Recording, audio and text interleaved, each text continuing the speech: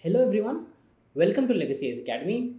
Recently, the National Statistical Office, that is NSO, which works under the Ministry of Planning and Program Implementation, released the GDP estimates for the quarter number 2. So, in this video, we will be talking about what is this GDP estimate that was given by the NSO and what is the way forward. So, let's start. What is the context that we're talking about? I've already told you that the NSO came out with the GDP estimate for the quarter, and in this quarter it said that the Indian economy grew at 6.3% annual growth rate. Okay, and this is for the second quarter. This is what the GDP estimates of the NSO said. It also said at the same time, the data of the United Nations says that the Chinese economy grow at an average annual rate of 3.9% for the same second quarter, that is July to September. July, August, and September. In these 3 months, the Chinese economy grew at 3.9%. At the same time, the Indian economy grew at 6.3%. It's almost double the Chinese growth rate is the India's growth rate. This is why, see, India is being called as the world's fastest growing economy. Okay, and because of this reason, and the Indian growth rate is almost double than the Chinese growth rate. We can see here the gross domestic product (GDP) had expanded 8.4%, in the July to September quarter of 2021 and 22. That is the previous years, 2021 and 22. The GDP growth rate was 8.4%. As of now, it is 6.3%. Okay, so what is this NSO? Let's talk about what is this National Statistical Office, that is NSO, and what is this NSSO and what is CSO. NSSO is National Sample Survey Organization, CSO is Central Statistical Office. So what are these three organizations that deals with coming out with the numbers? We can see here, so in the year 2019, that is the after the election, Modi 2.0 era, that is 2019, both the organizations, that is NSSO and CSO, got combined. National Sample Survey Organization and Central Statistical Organization got combined, and we have a new organization emerging out of this that is called as National Statistical Office or National Statistical Organization. And what is the structure of this National Statistical Organization? Where does it stand?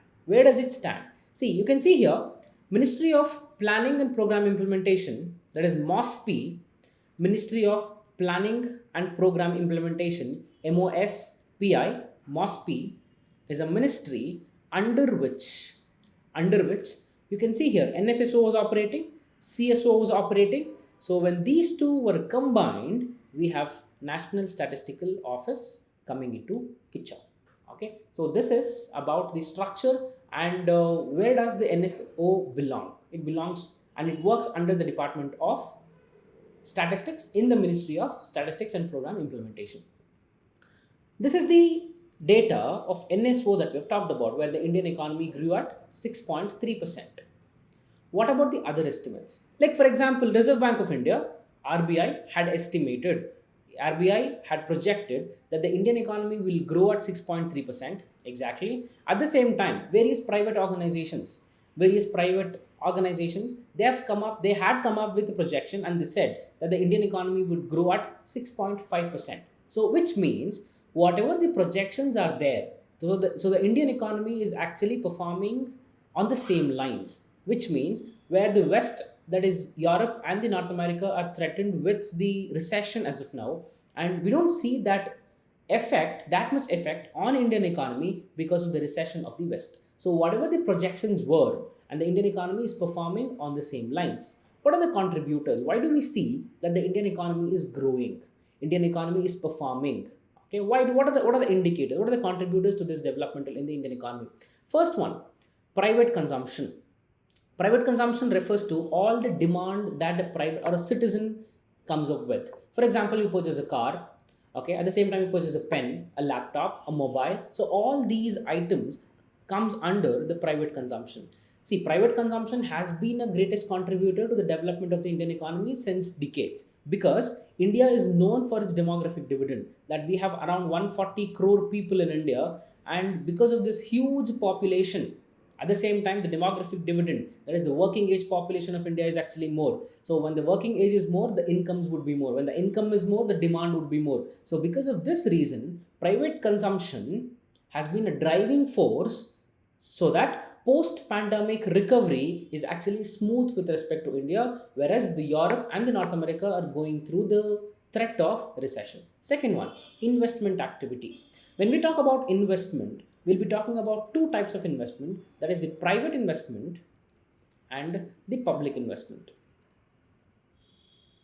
Private investment is the investment done by the organizations like companies. For example, Ambani or Adani, they come up with the construction of a port, okay, or an airport, or a rail, okay, or a road, bridge for that matter. So this is called as private investment. At the same time, we have public investment, that is the investment by the central government and the state government. So investment activity, both the public and the private investment activity, rose, because of which this spurred the Indian economy, and we have the Indian economy growing at 6.3% in the quarter 2. As per the ICRA, the capital expenditure by the central government, capital expenditure, you've studied this in the economics. What is this capital expenditure? The expenditure done by the government which will create an asset is called as capital expenditure. So the capital expenditure rose at 42%. So the capital expenditure increased compared to the previous year by 42%, and this contributed to the growth of Indian economy. Capital outlay, that is the capital expenditure by 24 state governments, okay, by two-thirds of the state governments that we have, was around 1.1 lakh crore rupees. And in the previous year, second quarter of 2021 and 22, this was 60,000 crore, and now we have 1.1 lakh crore, which is almost double. Okay, so because of this huge private investment and the public investment by both central and the state government, because of the investment, the Indian economy is steadily growing, and we are about to achieve the milestone of $5 trillion economy in near future. The last one is the contribution of the exports.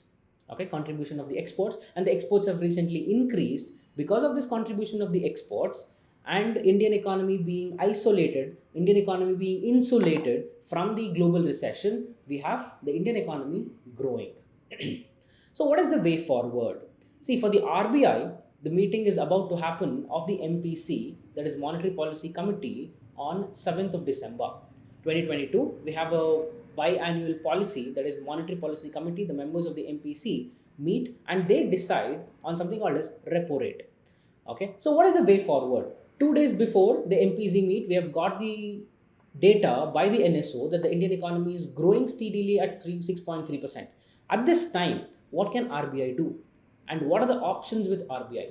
This article talks about the same. What the RBI will do this week and why. For every decision of the RBI, there should be some rational, objective reasons behind it. So let's try to analyze what would be the stance of the RBI and what is RBI doing from past few quarters. See, one thing is a trade-off with the other. Like for example, growth rate and the inflation is always a trade-off, which means as of now, okay, understand the situation as of now. The CPI inflation, that is the headline inflation as of now, is around 6.63%. Okay, in the month of for the month of October, 6.63% the CPI inflation, the consumer price index, which we call it as a headline inflation. At the same time, the growth rate we have seen is 6.3%. See, 6.3% growth for an Indian economy is actually good, above average, but this is not the best. So what we are aiming for is double-digit growth. Like for example, the growth rate above 10%. This is the demand. Okay, this is what we expect. If this happens, then most of our youth would get the employment, and then Indian economy will start moving, and the prosperity or the standard of living of people would increase. So this is what we are demanding for. This is what we want. So in this scenario, if we want to achieve 10%, consistently 10% rate of growth, okay, in the couple of quarters before coming ahead. So if we want to achieve this, which means we will have to increase the investment in the economy. We will have to increase the amount of money that people have in the economy. So if we want to increase the money with the people, we have something called as inflation. And the inflation is already 6.63%. But according to the FRBM Act, okay, according to the FRBM Act, the inflation should be 4 plus or minus 2%, which translates to the inflation should be 2% to 6%, which means inflation is already more. If the RBI wants to contain this inflation and get it back to this range, that is 2 to 6%, the RBI has to increase the repo rate. If RBI increases the repo rate, then this will disincentivize the investors here. So this is a trade-off. Okay, so this is a very complex trade-off between the growth rate and the inflation. So we are curious to know the decision of the RBI, and most probably looking at the decisions of the RBI from past few quarters, RBI will actually maintain the same repo rate or would increase it by a very least margin, like 20 basis points or 25 basis points or maximum by 50 basis points, and not more than that. So RBI is expected to increase the interest rate, but with a very minimum quantity. So this is all for the day. If you've liked the video, please hit the like button, and for more such enriching content, subscribe to Legacy IAS Academy. Have a nice day. Thank you.